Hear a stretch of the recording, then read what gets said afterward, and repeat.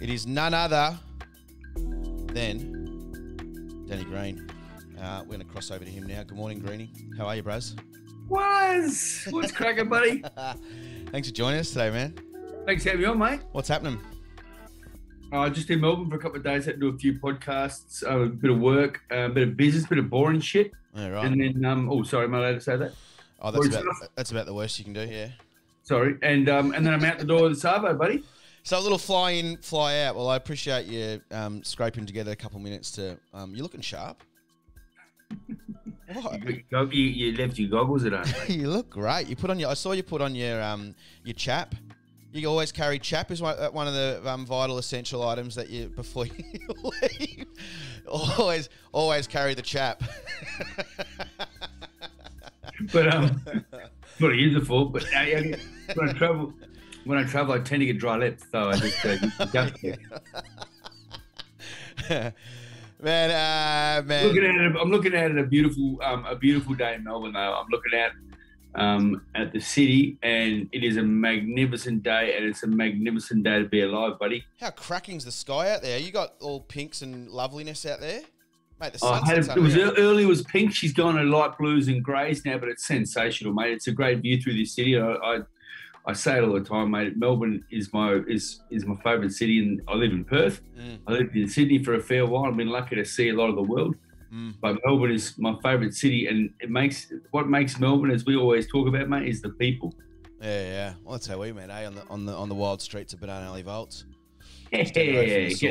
I was getting a bean jaffle. Oh yeah. Cheese and bean jaffle after you cooked was primo. Right. You came out and served up this jaffle. You said, "Try this one, mate," because you knew you were hungry. And you said, I remember you recommended the jaffles, and from then I was like, "Oh man, these are the best, eh?" Coffee and jaffles is good remedy after training. Not the most obvious food to be eating priming up to a fight, but there's probably some interesting little things. What's some of your superstitions that you had pre-fight, if any? Was there something that you had from the start that no one would ever know, like a little or a spit, or like you got to wear your favourite jocks, or you've got to tie your own shoelaces, no one else's, or you've got to have someone writing something on your strap, like not your waist strap. There's too many to go through, but yeah, I would always. Is there loads? What's that? Is there loads? Oh yeah, far out, man. too many to talk about. I'll bore you all to tears, but there was so many, but. People wouldn't realise that I would get in. I got over the rope. One of the main ones when I eventually got to the ring. But I think athletes are very superstitious. I mean, people in general are superstitious. Oh man! But particularly athletes tend to be obsessive, compulsive, and a little bit wacky. And so there's a lot of superstition that goes on with athletes before they compete, when they compete, etc. Yeah. But for myself, I would always put my right hand in my glove. I would wrap my right hand up first, so that would get strapped up. Take about 20 minutes to strap each hand. Yeah. With tape and wraps and stuff to protect your bones in your hand. But it was great because it made them like house bricks. And you put these house bricks in his little glove. I'd always put my right glove on first, tape the right glove up first, and then when I go to the ring, we'd always have to dance. So as of 2003, I remember I was in a world title fight, my second world title fight, and this was the first one I won this fight. I was in Montreal, fighting a guy called Eric Luger for the WBC super middleweight title. And I got jabbed in the face when we're doing warm-ups for my then coach, Jeff Fennick, and he jabbed in the face with the pads as we were, about 5 minutes before he left the rooms. And, it happened all the time, bang. And I wasn't focused. I didn't realize he was going to throw the punch. Boom, boom, and just touch me. But sometimes my nose, because it's been broken so many times, it can bleed just like that. And it started bleeding. And all my brother and a few of my mates and the crew in the room, that would be some pretty close people, my father, coach, Angela Hyder, my then matchmaker and assistant trainer, biggest lunatic legend in the world. And Vladimir. Yeah, it started bleeding. And everyone started getting really nervous in the change rooms. And I could hear everyone chewing gum. Like, everyone's chewing gums, and I'm thinking, I'm the one that's fighting here. What are you all nervous about? And it's blood nose, and I could feel the tension in the air elevate. Because you're hypersensitive. You're hypervigilant when you're at your peak physical fitness. When you're at your peak physical fitness, your hypervigilance is next level. It can be frustrating. because you just know everything what's going on. It's almost like that movie Limitless. So I could smell the vibe in the room go down and the anxiety go up. Like, man, so I turned the music up. No, I grabbed the radio and it was down a little bit. I turned it right down and said, "Hey boys, I'm the one that's going to go out and F and fight here. Yeah. It's a blood nose, about a million. What's your problem? Just relax, man. Turn the music up." Everyone started dancing. I just had to get everyone dancing and everyone moving. And then we all started moving and we started dancing. I said, everyone in this room has to dance. And there was an old guy that was from the commission over there. He'd have been 80 years old. And he was just chilling in his chair. I said, "Buddy, if you don't get up and dance, mate, you have to leave the room." He goes, I said, "Mate, you got to go. If you don't dance, you got to go. We're all having a good time here now." The vibe lifted. Yeah. And we all were laughing and smiling. One did pads. Went out and knocked the bloke out in the 6th round in front of screaming fans. For him, it was a radical atmosphere. Wow. But I remember from that day, so from that day forward, 2003, every fight I had to do a dance in the change rooms. I'd choose a song, we'd all get together, and then we'd all do a little jig in the middle of the ring. And, for like 5 seconds and do something stupid. And just that laughter elevated the feeling in the room like you wouldn't believe. So it went from so tense to everyone laughing and having fun and embarrassing themselves. And then I'd walk out because I just feel so relaxed. Yeah. That was probably that was the biggest superstition I had that would be worth talking about. The rest is just standing and get over the third rope. I remember I'd go to get over the third rope and the guy there would be holding the two ropes, the top two and the bottom two apart. Yeah. And he'd pull them apart and trying to help me get in the ring, doing the right thing. And I'd be like, "Mate," I'd be pushing on the third rope going, "No, I'm over here. I don't want to speak, but I'm just about to get in the ring." I'm like, "Mate, this is me moment. Just chill out." And I was like, "Just let it go. Let go." A couple of times I argued, not argue, but I had to tell the security guy, "Mate, let it go." And you don't want to have that. You just want everything wants to be seamless when you get into the ring because your mind's so focused on trying to knock this guy out and not get knocked out yourself. Oh man, you've always had a way of having fun amongst the chaos. It's been a real beauty getting to know you, but it's crazy to think that's what you needed prior to going to one at, like, a massive build up. We're talking how many months of build up. When you say peak fitness, how long does it take for you? When do you start going, now's the time? Is it as soon as you sign a contract, or are you just humming at 50% when you're in your fighting career and knowing that fights are coming up? Yeah, boys, it's different. Every fighter is different. Every athlete is different. But majority of the time, you normally take, if you sign a contract for a fight and the fight's set, you get the word like, "Yeah, we're on here. This is on. It's done. It's signed. We're going." You're generally about 8 to 10 weeks out from a fight. Yeah, right. Some guys take more. Some guys take less. Costa Zoo used to take 3 months. That's a long preparation to put your body through that. But that was because, with all respect to Costa, he would look after himself in between fights. Yeah. He'd just let himself go and then eat and drink whatever he wanted to do and wouldn't train much, I imagine, because his physique would totally change. He'd turn into a little butterball. And then, we got in the ring, he was just this, just an animal, just a consummate professional when he was training and fighting, etc. But I would never let myself go. I've always surfed. I've always been active since the age of 13. I've been in combat sport and I've always loved it. And I've always wanted to maintain a high level of fitness during, before and after fights. So I was probably about a 6 or 7 week preparation, but that's a full intense preparation. But I'm doing my off seasons as probably as strong as some fighters out there's preparations, So I was always humming along, Was there any fights that you rocked up going, I don't feel too great. I don't feel as good as last one here. Not sure what's going on here. Which one? Yeah, when I found myself, Antonio Tarver, I found myself off on the floor looking over and going, "Man, how did this happen?" Oh, so pre-fight, you're still feeling top nick. Like when the bell goes and you're walking in, you've never felt like, I feel a bit underdone here. I shouldn't have had that bean jaffle at T-Roy's. That's stupid. Yeah, all those 50 beers about 3 months ago playing cards out the front of his establishment. But there's been occasions, amateur and pro, where I've not felt great. I remember one fight when I was an amateur back in 1996, and I thought I was pretty special. I had a few fights, and I was, I've been fighting since '92, and there wasn't a lot of action in Perth, so it was hard to get a lot, decent fights. And I was fighting this guy from another gym that I knew of, and I was a better fighter than him. Not being rude or disrespectful, but all day of the week I was a better fighter. I had more skill, I had more power, I had more get up and go. but he was hungrier than me at that stage. And I took it easy in that, not took it easy. I didn't prepare as well as I should have. I was a bit, I guess I was a bit careless and a bit reckless and a bit arrogant. When I look back, I was a bit arrogant and thought, yeah, I can do this, no problem. So I was probably 70% prepared. And I thought I'd just coast through it. I ended up I didn't knock him out. I won on points. I dropped him twice and won a pretty tough fight, a lot tougher than it should have been for me. And I learned a very good lesson from that day. You know, don't take anyone lightly. And never ever go into a boxing ring, into a fight. I never wanted to feel that way again, because I remember halfway through round one, I'm like, I'm underdone here, and I'm getting put on show by a bloke I shouldn't be getting put on show by. Well, it was a fair fight, but I just felt that I was a better fighter. And with all respect, I was a better fighter. But I was getting, it was making it hard for me, and that was through my lack of preparation, but mainly physical preparation. I never ever prepared. I never went into a ring underdone physically ever, but mentally I wasn't as sharp and as tuned in as I should have been. I was a bit like, yeah, cool, I got this. And I learned a good lesson that day, way back in the day, not to be a smart ass and think that you got this, because it's a horrible place to be when you know you're underdone.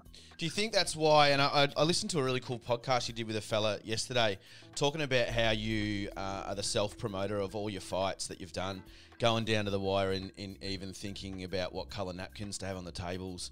It was a great little comment and insight into how much control you've had over your whole career, where some boxers, especially when you start getting a little bit of success and maybe can afford to offload some things so you can concentrate in your fight, you've taken full control. Is that what was needed for you to make sure that you are in top nick, so you know that you were at every decision, so you don't walk in there having a guess going far out? I wonder if the napkins were purple or look at those brown napkins over there. I've got to knock this guy out. What's with the brown napkins? Yeah. And that one's not folded. Why we got pleated? Why we got pleated instead of rectangle? Yeah, I didn't want tassels on the table. What's going on? No, But it's I was a bit of a control freak in some ways. Nuts, yeah. And I guess that's the obsessive compulsiveness. I learned early on that, you know, I was fighting and I was drawing the crowd and people were coming to see me fight and they liked the way I was fighting. I was bowling them all over and I was I was an action Jackson fighter. So I realised that I had something that people wanted to see when I was fighting. So I kind of became my own promoter, because I was thinking, why am I going to let you promote the shows? My then trainer and promoter, Jeff Fennick, he was putting on shows, and great shows, and my career was going really well with him at that stage. But we needed to step up, and with all respect to Jeff, he didn't have the ability to step me up into a stadium style atmosphere. So I formed a group of one of my best friends, Molly, Justin Malocas from Perth. We've been mates since we were 9, and we're still very close today. His boy, my boy, and our mates. My father and his father, and both my mother and his mother are still close. And my father and him were best mates before the old boy checked out a few years ago. So great, strong relationship. And a guy that my old man worked with, the Hungry Jacks, for a long time, and a few people formed a company called Greeny Boxing, and they were the kind of bread and butter of the promotional stuff. But I was heavily involved. So that was a throwaway line about the napkins, but I was pretty intensely involved in all parts of my career, and I needed that because I'm the one that's copping the brain damage. I'm the one that's bringing the crowd, and I'm the fighter. Therefore, I should be in control of my career. Especially, I'm not riding a bike around a track. I'm not throwing a dart at a board. I'm not kicking a ball around the oval. I'm in there fighting another man, sometimes fighting for your life, it felt like, and getting brain damage. Therefore, I want to be in control of what goes on here. Let's talk on concussion, something that hopefully you haven't experienced too much in life, but you've probably been hit in the head a lot more times than most of us could even imagine. That movie came out a few years back. I think it was an American football one, but it was all about the problems around concussion, the legal battles that probably some sports are now facing, having to protect their head. What's your thoughts on post-fight and post-head collision sports? Should people avoid getting involved if they're going to afterwards have a whinge and go, oh, hang on, now I can't go to work because I've got all these trauma? Or is what's the balance that you've got? Are you going to ever sue boxing for going later in life? You've got a a walking stick and you're like, can't work or whatever else, and you're like, far out. The boxing did it. I should have been more protected. I won't know. Yeah. Yeah, I won't know, buddy. And that's the harsh reality of the sport I chose to participate in. I know for a fact that I will suffer, I think, severely from the sport of boxing. And it's inevitable and it's unavoidable. I did the maths. People go, oh, you know, how many times? I give them a figure. And I go, this is how many times I reckon I've been punched in the face. And I tell them a figure and they go, you're off your head, mate. You're punchy already. But when I break it down, I break the numbers down, I break the maths down, and the statistics and maths, they don't lie. I look at the fights I've had, the amount of fights I've had, and I know roughly how many fights, I know exactly the fights I've had. And I know roughly the lead up, how many rounds I would spar. And then I'd lowball how many rounds I sparred for each preparation. So for each pro fight, I would, for roughly, majority of my pro fights, I'd do 100 rounds of sparring. 100 rounds. And that's 3-minute rounds. And each one of those rounds, I would roughly get hit. I'd have to, let's lowball it and say that I would get 7 or 8 strikes to the head that would, the regular cat, with all respect, not fighters, a regular Joe who's not conditioned for fighting, isn't a fighter because they don't want it, they can't handle it, whatever. A punch to the head that would concuss a lot of people or really hurt them or go, oh, man, I don't want any part of that. And that's just one bang. That's just a jab to the face. I'm talking 6 or 8 solid, boom, good blows. For each round, I lowball it. Because sometimes I'll get hit 30 times in a round. No problem when you're sparring. And sparring's full on, especially the era I grew up in or I was fighting in. But the gymnasium I really was in, we had a lot of, or just the way I was always a heavy sparrer. I wouldn't go in there and have fun. I'd go in there to win. I'd go in there to war. I'd go in there to destroy whoever was ever in front of me. And everyone knew that. And it was the same with me as well. There was no bad intent. I had nothing malicious against the person. I wasn't trying to hurt them. I was just an intense sparrer. That's how I was. Everyone knew that. And a lot of guys were the same. So we punched on, like for real in the gyms for years. So for 20, 25 years. So the damage is being done. And if I equate that and go back on a lowball figure, I'm going to throw a lowball figure at you. But how many times do you reckon over, since the age of, let's say, and I'm only talking boxing, I did karate and kickboxing before that, since I was 13 to the age of 18. But let's just go to 18 years old, and I've had my last fight when I was 43. How many times do you reckon we get punched in the face? Have a pun.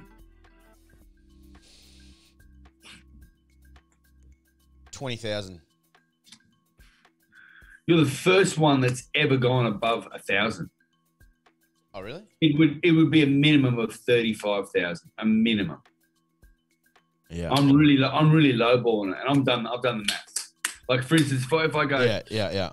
Especially punches. I won't boy with it. It's a lot of shots. So without doubt, Troy, the concussions. It's not so much the concussions. It's just the repetitive excessive blows that I've had that fighters all have. That will take the toll. So I do worry about it a lot. I'd probably be best off answering this question if I'm still around in 10 years' time, and then I'll know what condition I'm going to be in. I have had a few brain scans. I had a brain scan after my last fight, and it was all okay. There was not too much. There was nothing degenerative. They go off degenerative issues. So if your brain scans here, your brain scans here is 5 years later. If it starts degenerating, etc., that's how they can tell where the damage is, unless it's a really severe trauma immediately at that time.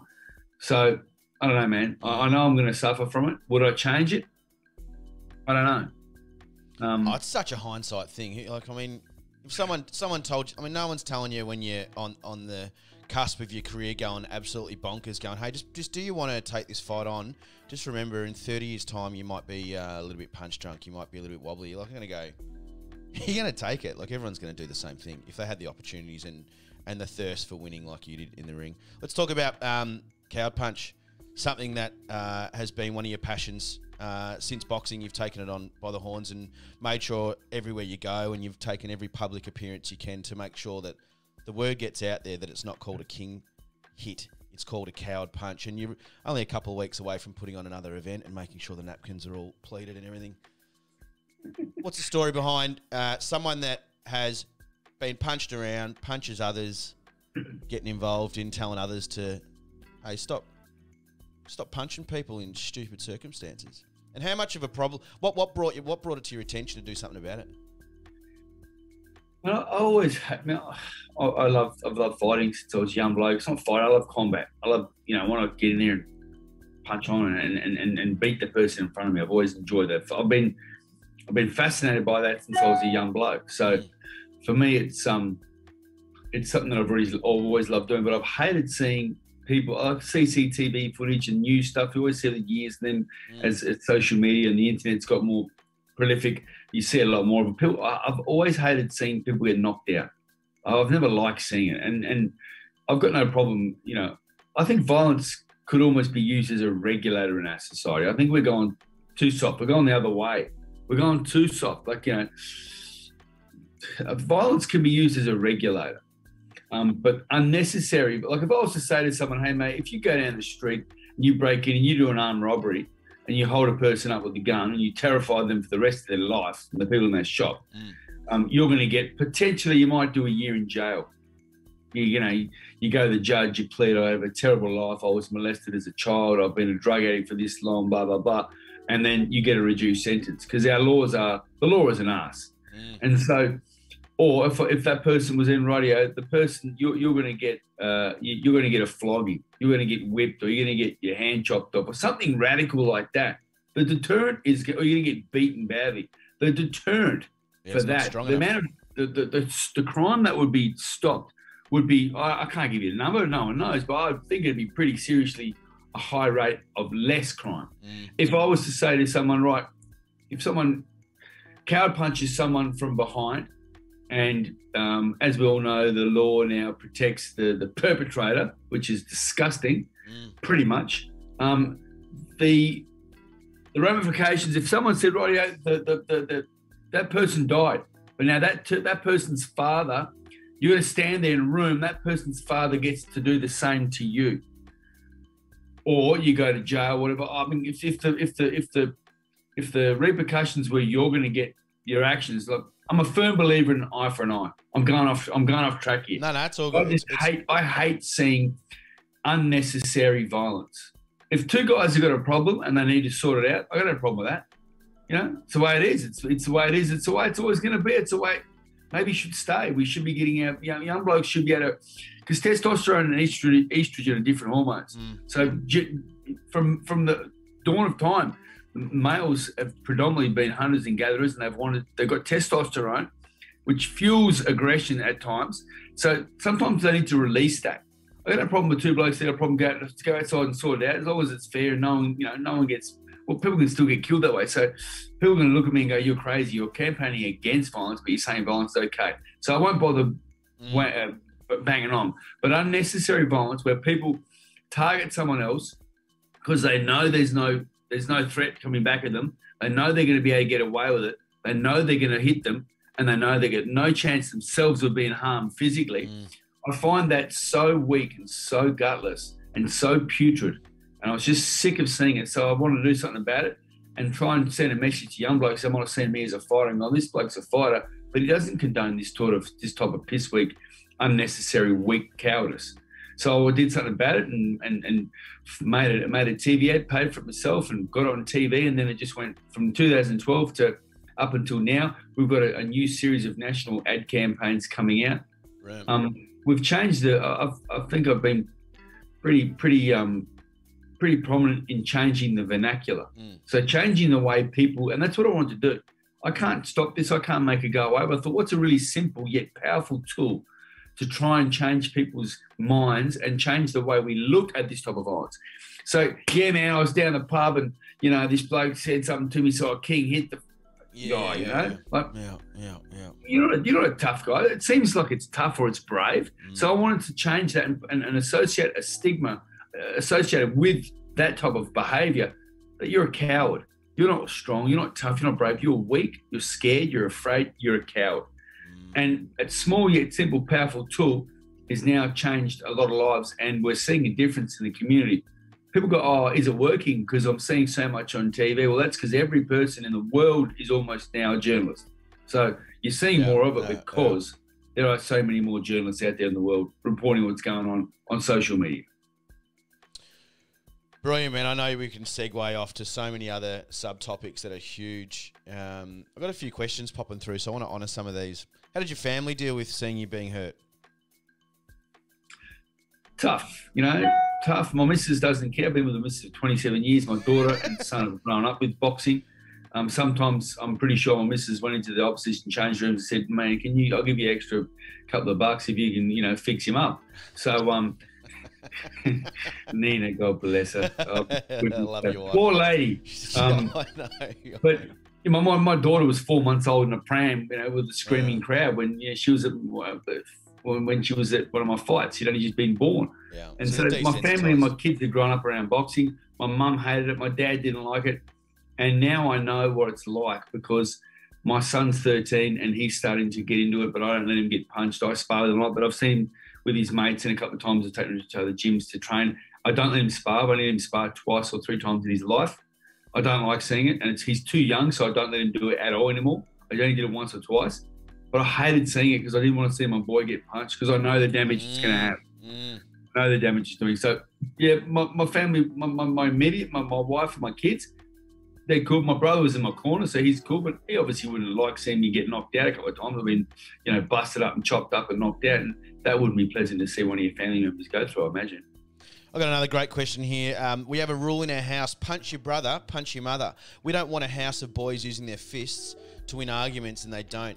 I'm Australian Tongan descent, very proud mum of 3 boys. Her concern for her young men is how to make sure they don't have a brain fart decision that can ruin someone's life, their own life. What's your guidance to her sons when they're in the heat of the moment? How do you talk to yourself to stop a situation? P.S. Our boys play basketball, rugby union, AFL. We're constantly screaming from the sidelines to go hard. So many messages out of this. Please help Counsellor Danny.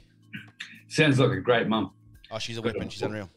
Got a boys in a sport. Got a boys active. Got a boys out and about. Got a boys releasing that energy that is built up every single minute of every single day in a young man. So it sounds like she's doing a fantastic job, and a tough job too. 3 young blokes. So for myself, I just try and take myself out of the situation. And look, I've been in situations, and I hope I never find myself in situations again. We all do. You just got to take yourself out. If you can, tell the boys to take themselves out of a situation, and it's not weak. It's most definitely not weak to walk away. So someone's trying to get them into a fight, or there is an issue where they have to feel they have to throw down. Think seriously, take a breath, get someone around to go, hey man, think about this before you do this. What's going to happen? How's this going to end up? It's all cool now, you're angry now, but think about tomorrow morning if you whack someone and they're unconscious and being kept alive by machines in a hospital. You're staring down the barrel at a long stretch in the can. Your life's ruined. You've ruined your mum's life, your brother's lives. The person you've whacked, they might never wake up. They're going to be in a vegetative state for the rest of their life. There's so many scenarios that can happen. Generally what you see in the movies is you see someone get whacked and then they go down, they get back up and walk off, everyone lives to fight another day. That's not reality. In fact, I hear so many stories of so many horrific things going on every single day, man. So just tell the boys to chill and get them to be around each other and go, hey, mate, this is not worth it. Although your pride, and your pride's tested often, you're better off, you'll be stronger and you'll feel proud about yourself, especially down the track when you don't engage in these situations. But if you've got to protect yourself, I'm a firm believer, if you have to protect yourself, if someone's trying to hurt you and then you protect yourself, and the last resort is you protect yourself from being hurt and they end up getting hurt, I hope that person sleeps well at night who hurts them, because they shouldn't feel bad about hurting someone who is trying to hurt them. And our society is full of people trying to hurt and trying to goad people into confrontations and trying to do the wrong thing and then crying, poor me, when they get hurt. No, man. So best thing is to try and tell them to walk away, take a deep breath, take himself out of the situation if possible. It changes instantly, doesn't it? Like, you just got to get on the other side. Just take that step. But I think there's something that changes in a good way from when you're a kid or in the schoolyard and you're going, come on. And if you don't step up, you probably get teased. Whereas you don't really get that in the adult world, do you? Like, if you walked away, someone's not going to follow you down the street, or like you're too separated. Like, it's too public. You walk away, you're probably never going to see them again. And if you saw them again, it's probably going to be in very different circumstances. They might be sober down at Kmart, and they're not going to go, "Oh, you're the dude that stepped away." It doesn't happen. So it's actually really powerful to know that if you did walk away, it's actually going to probably finish instantly. Like, right exactly. there. It's not schoolyard. Nah, man. In our world, it's changed. When you grow up, I'm never going to grow up properly, but when you evolve and you start mature, yourself, I can never imagine you in a confrontation, mate. You're too smart. You're too smart. You're a proud, strong human being, but you're too smart. And people. I've grown up in a very macho, world with a lot of testosterone, man. And your pride and your testosterone's always getting tested. Always has been since I was a young kid. Growing up, because you grow up in that around this industry. So you're constantly thinking you got to, you're on guard almost. But like you said, it's over. When you grow up and you're in an adult world, you walk away. It's no big deal. It's like, yeah, man. And it's now become, you're the respected one. You're the one that's smart, respected. You're not weak. You're strong. You're not gutless. You're a man. You walk away. You diffuse the situation. What? Because someone calls you a name? Come on, man. Grow up. Oh man, I got so many questions here going on. I'm not going to talk about that one. It's really important. I think a few of us here, we've got a lot of mums in the listener group, and some without dads and some with dads. So it's really good. Would you encourage kids to get into boxing? So let's lean on the positives. What if a parent, and I know one parent here, his husband actually was sparring for Mundine. I think that's what the story was helping him doing some sparring. I don't know when it was. Brett, you might still be there. But their son, I mean, naturally the dad might have had a positive experience going, "Oh yeah, boxing was great for me, got me off the streets, or got me out of doing something stupid like all my other mates went down." What are the positives behind boxing? It can help a lot of kids. And segue into 12-round fitness and what 12-round fitness is about. Oh, man, I'm having better fun talking about this stuff. Good. Because you've started a chain of places where you can actually go and do boxing but not want to compete and belt someone's head up. That's more so to the point. But, yeah. 12-round fitness started, back in 2014. It's a franchise around the country. Uses boxing as a tool to get fit and learn the art of boxing without getting hit. Yeah. So people who want to learn, it's about learning the skill and the art of boxing, as opposed to punching on and getting hurt and getting down and dirty. And the majority of people don't want to do that. They want to learn the skill of boxing and use that as a way to keep fit and healthy and improve their lifestyle. So it's fantastic. And there's a heap of gyms around Melbourne, and 12-round fitness, 12rnd.com.au, check it out. But I think boxing's got, and this is one way boxing's such a positive, because it can help people improve their fitness, their lifestyle, their health and well-being by using a great sport, because it's such a tough gig. It hits every muscle. Sometimes your toes feel like they're working. It's a really, really grueling sport. But it can have, in young men particularly, it has the ability. I mean, the gyms I've been in around the country, around the world, all over the time, loaded with blokes who have done some just a lot of crims and a lot of guys on the edge. You're going to jail, being in jail, and I know so many stories that help save lives. Guys I've fought with now, I still keep in touch with. They got 3 kids, they're working hard, and they got a family, and they got a life ahead of them. Whereas down the track when they first stepped in the gym, they were staring down the barrel at staying in jail, for the rest of their lives. And boxing helped them turn their life around for a positive, because it creates a lot of self-esteem, creates a lot of self-respect and self-worth. You have to be disciplined and dedicated to pursue and to be successful, or even just to pursue the sport, successful or not. I think anyone who gets in the ring, prepares for a fight and gets in the ring is successful, because they've overcome a major fear. So win, lose or draw, if you're working the best you can, you're being the best you can be, and you're working the hardest you can and doing everything you think is the right thing to do, then you're successful. And so I think there's a lot of stories around the world, not just in boxing and combat sport, where a lot of young men have turned their lives around through having self-esteem, and they learn to have respect for themselves. So it's okay respecting other people. That's a given. But having the respect for yourself creates so much more in the community, because if you have respect for yourself, well, you're not really going out, you not tend to be going out and doing things that you shouldn't be doing because you have that respect for yourself.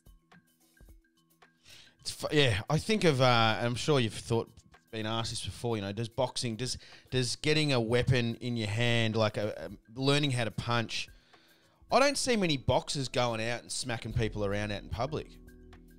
It's almost like the karate dudes and people that have just, they do seem to get it. So when you say self-respect, that is instantly something that I think would combat silly punches, coward punches. If you get smacked in the head a few times and see whether you feel like doing that to someone else. I think there's great positives. Fred Leone, boxing got my brother off drugs and he became 4-time national Indigenous amateur champion and Queensland welterweight professional champion. So true what Danny's saying. Thanks, Uncle Danny.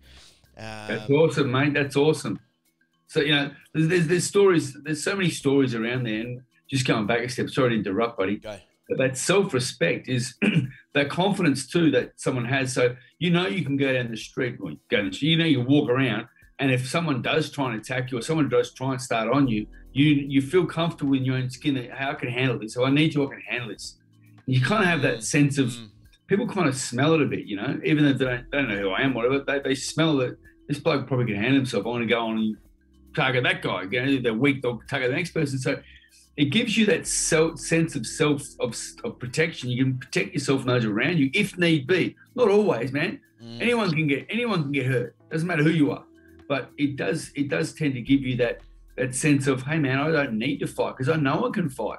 I don't need to fight. Whereas most people who go out and pick fights, they can't fight. They're afraid. They got to puff their chest out and beat their chest because they're weak. And they always do it in a pack too. Oh yeah, they're like wolves. I know. Do it by yourself. Everyone's like, no, I didn't say anything. No, it was that guy over there. Sorry, I got to go.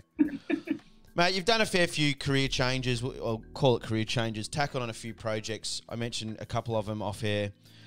What's one of the most influential factors? And this is probably something that reaches people outside of boxing. So this will relate to people that don't box and are looking at ways to just succeed. You touch on what succeeding looks like in the boxing ring. It's not about the wins and losses. What is it to you that one of the main ingredients that gives you drive to go, bang, what's next? And let's give it a go. And I'm going to open gyms. And you do it hard, ferociously, and seemingly you just never stop. Now, good friend Tony Doherty talks about relentless momentum. What are some ingredients that you've found that have kept you super focused, undistracted, to be able to, you know, get to a level where you're happy and taking something and not quitting? I can't answer that, mate, because I've got no idea. So there's nothing in you that go, do you just find yourselves in situations, go, right, here we are, got a couple of gyms. Here we go. So you got good teams, good management around you? No, sorry. I've been driven. I'm unorganised. So I'm a space cadet, and somehow shit just comes together. Yeah. It just works, you know. Yeah. And it doesn't always work, but I don't wake up and go, man, I want to attack the day. I've got to do this. I want to be here. This is where I want to be in 5 years. I've got to do this. That's not me, man. I just go with the flow, and I work hard, and I you know, treat people the right way, and hopefully that comes back. I mean, and the universe sends some love back to me that way, and things, you know, succeed. Doesn't always work, but I'm not a guy who wakes up and you know, has a shower, does my tie, go downstairs, have breakfast, or from my way to the hotel room, sit in the email and do all these things. That's just not me, man. I'm up at midnight finishing my stuff because I should have done it 3 days ago. My eyes are hanging out of my head. I'm doing stuff, and then, you know, I'm all over the place. Like I'm the most unorganized person in the entire world, but just stuff just comes together, and I just pull it together at the last minute, and it works. But I guess a lesson I learned from my late father Snowy is you know, always surround yourself with good people. So I've surrounded myself with good people. I can bounce ideas off someone. I can ask advice from someone. I can ask help from someone if I need it. I'm not afraid to reach out and go, hey mate, what do you think about this? You know, I don't try and take it on my own. I ask advice. And I've learned to stick to things that I know. So I've gone into the fitness industry because it's what I know. It's what I'm good at. It's what I love. It's what I'm passionate about. So I tend to gravitate towards things that I know. But, I guess I am pretty driven and motivated, but I'm definitely not the guy that wants to be the richest guy in the cemetery. That's not me, man, because I'm actually changing gears a bit in life, and I'm pulling back. I'm 48, nearly 50, and I worked really hard, super hard, and sacrificed so much and put my body and my brain on the line for so many years. You know, I don't want to see life skip past me and be, if I make it to 70 years old, be sitting there with a, you know, a beautiful house and a beautiful car in the garage that I never drive. What's the point of that? No, thanks. I'd rather live now and enjoy my family, enjoy my kids while they're still growing up, enjoy my friends, my mates, enjoy what the world's got to offer while I'm here. You know, the old saying is, you know, I can sleep when I'm dead. But I don't want to be working the whole time while I'm alive. No, thanks. You know, and sorry, I shouldn't say that. You've got to work, but I don't want my life and my mind to be just focused on work, business. That ain't life. That's some people it is, but for me, that ain't life. I'd rather be sitting down at T-Roy's, having a coffee, chewing a jaffle, and then getting out the Uno and schooling me mates at it. I wish I still had the cafe because this would have been a great plug. But anyway, whatever. A couple of years too late. No worries. Thanks. Hey, before you go, mate, and I'll confirm that Greeny, you're an absolute champion and honoured to, when you talk about people keeping good people close to you, to be able to be in that friendship group. It's pretty cool. But that one time I'll never forget, when I first met you, and we stayed up probably a bit too late for me to go to work the next day, and you said I said I got to go home. You go, no, stay at mine, and I promise I'll help you take the furniture out tomorrow morning if you stay on it. Righto. So I stayed, woke up, dry mouth, little headache, going, Greeny, we got to go. And I could not believe you got up and pulled out like this rubbish furniture. This is the kind of person that you are. It was a very big statement at the start, in front of public eye. Shabby as pulling out tables and chairs in front of my cafe off 3 hours sleep. It was just super impressive, and I know you've been doing those things for a long time, so I think you can't ignore how powerful those things are with your friendships. Hey, we've got to go. We've got Daily Dollop of Daz, another segment that comes up at 8:30. Before we go, and quickly, I'm going to squeeze this one out for you, Sparky. You know I don't answer quick questions. I know, it's all good. So we got through most of them, and you've actually kind of covered a few of them, so that's why I haven't touched on some of them. Toughest fight ever? Quick one. Still going, Chloe, my daughter, 19 years old. Best opponent? Roy Jones Jr. Future of boxing, who are the guys to watch?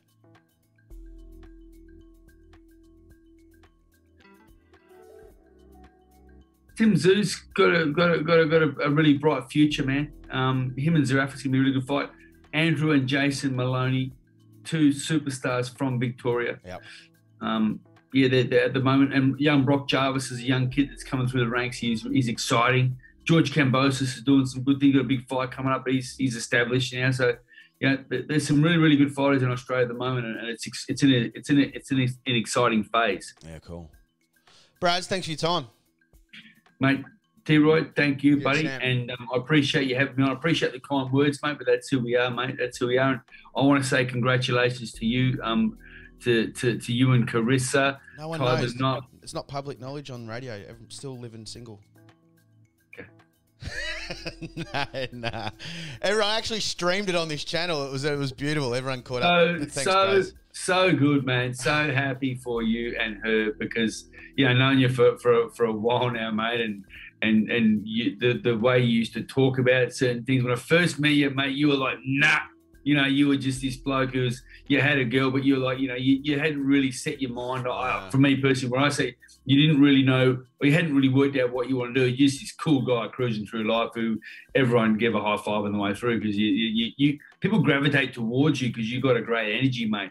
And now that now I can see that you have not a purpose, but you have found there was something missing in your life, and I hope I might talk about school. There's something missing in your life, and that now is you found that, and it's just an incredible thing that your life has just opened up, and it's so much bigger now. So I'm stoked for you, buddy. Yeah, it's cool. I'll give you a buzz a bit later. What time you leave? I'll just call you later. That's good, Braz.